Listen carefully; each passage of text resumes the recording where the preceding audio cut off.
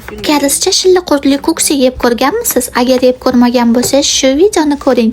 Karis qaynonam o'zlari tayyorlab ko'rsatib beradilar. Birinchi sousini tayyorlab olamiz. 1 qoshiq quritilgan qalampirga 1,5 qoshiq shakar va 2 qoshiq soyavoy sos solamiz. Bu ovqatni uksus mazali qilarkan, shuning uchun 3 qoshiq uksus bilan 2 qoshiq qalampir pastasini solamiz. Agar xohlasangiz 1 qoshiq olxori siropidan bizga o'xshab sovorishingiz mumkin. Va albatta 1 qoshiq chesnok bilan qovurilgan kunjut va kunjut yog'idan ham sovuramiz. Shilliqurtlarimizni bankasidan ochib, yaxshilab suvda yuvib tashlab, shuna qilib mayda-mayda qilib to'g'rab olamiz. Ko'ksiga qo'shiladigan vermishelni ham yaxshilab qaynatib olganimizdan keyin muzday suvda kir yuvganday chayqab olamiz. Va albatta tut barigi bilan salat barigini ham qo'shib, hammasini yaxshilab aralashtirib olamiz. Karis qaynonamga birinchi siz yeb ko'ring, agar sizga hech narsa qilmasa, keyin men yeyman desam, o'zlari birinchi yeb ko'rsatib beryaptilar. Shuna qilib souslar bilan yaxshilab aralashtirib olgandan keyin oxirida kunjut yog'idan yana ozroq qo'shib aralashtirsanglar juda ham mazali chiqar ekan. Bu yog'i yoqimli